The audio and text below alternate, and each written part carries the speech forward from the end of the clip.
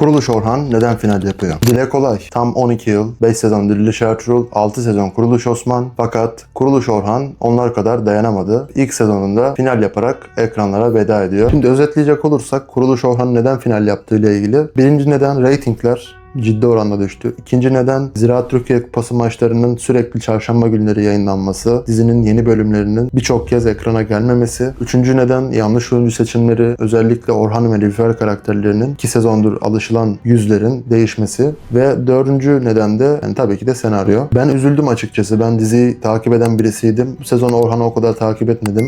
Ama üzüldüm çünkü Plato'yu da gidip ziyaret ettim. Yapımcı Mehmet Bozdağ'la da sohbet etme fırsatım oldu. Hani bu videoyu da öyle bir eleştiri, kötüleme olarak çekmiyorum. Aslında baktığımız zaman Ertuğrul ve Osman'a da detaylıca değineceğim. Bana göre ilk önemli nokta bu dizinin tutmamasındaki en önemli neden yanlış oyuncu seçimi. Yani çünkü 2 sezondur Kuruluş Osman'da bize farklı bir Orhan izlettiler. Mavi gözlü, sarışın, Emre Bey canlandırıyordu. Farklı bir ağırlıkla taşıyordu o rolü. Onun canlandırdığı karakter bizim gözümüzde, izleyici gözünde farklıydı. Sonra Burak Özçivit'in ayrılığından önce de tabii Emre Bey ve Ecem Sena Bayır'ı yani Nilüfer Hatun'u birkaç bölüm öncesinden diziden çıkarmışlardı zaten. Orhan ve Nilüfer'i çıkartıp ondan sonra ne yaptılar biliyorsunuz. Kuruluş Orhan duyurdular. Kuruluş Osman final yaptı. Mert Yazıcıoğlu'nu Orhan karakteri olarak getirdiklerini duyurdular. Ardından fragmanlar yayınlandı. Yeni karakterleri gördük. Şahin Şahtır, Yeni Nilüfer. Sadece herhalde Alaaddin Bey, Gonca bunlar aynı kaldı. Cerkutay, Boran, işte Osman'ın yakın alpleri aynı kaldı. Önemli ölçüde bazı oyuncular değişti. Osman'da 2 sezondur izleyici bir bağ kurmuş. Orhan ve Nilüfer karakterleriyle. Ama bu sezona baktığımızda yeni yüzler, yeni karakterler ve yeni oyunculuk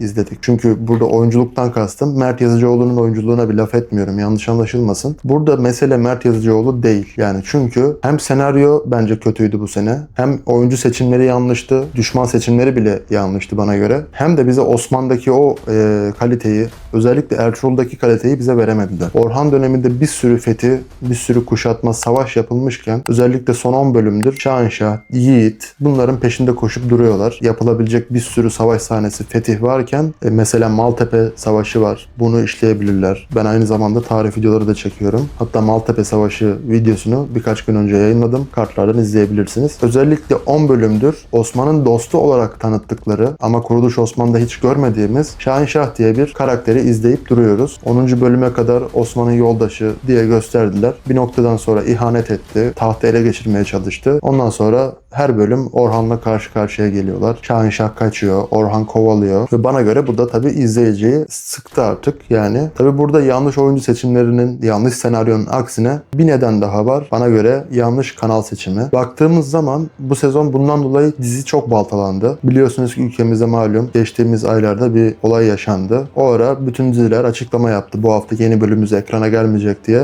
Yeni bölüm yayınlamayıp eski bölümleri ekranlara getirdiler. Yapımcılar reklam alamadıkları için o hafta yeni bölüm yayınlamadılar. Bir hafta oradan gitti zaten. Onu es geçtim. Ondan sonra 2 haftada Ziraat Türkiye Kupası maçları nedeniyle Kuruluş Orhan ekrana gelmedi. Etti size 3 hafta. 4. haftada yeni bölüm ekrana geldi. Fakat reytingler dibe batmıştı. Yani bazı kategorilerde 2, bazı kategorilerde 1 bandına kadar geriledi reytingler. Ve oradan sonra da toparlayamadı zaten. Aradan birkaç gün geçmeden final haberi de yayıldı. Yani bunun öncesine kadar en azından ilk 10 arasına giriyordu dizi. Son bir konu var. Belki de merak edilen bir konu. Kuruluş Orhan'ın finali iptal olur mu? Yani 2. sezon gelir mi? Yani dizinin final sahnesi çoktan çekilmiş bile. Kamera arkasından, final sahnesinden görüntüler geldi. Yani buradan daha dönmez. Zaten Bozdağ yeni sezon planlamalarını yapmış. Aşk ve Taht diye yeni bir dizi çekecekler. İleri gideceğimiz yerde geri getiriyorlar diziyi tekrar. Yeniden Alaaddin Keykubat dönemine ki Diriliş Ertuğrul'da da aslında bu dönemi biraz işlemişlerdi. Bizi tekrardan o döneme geri getirecekler. Bu şekilde yani şimdi bir de işin öncesine bakalım. Kıyaslama olarak düşünün bunu. Şimdi Diriliş Ertuğrul'a baktığımız zaman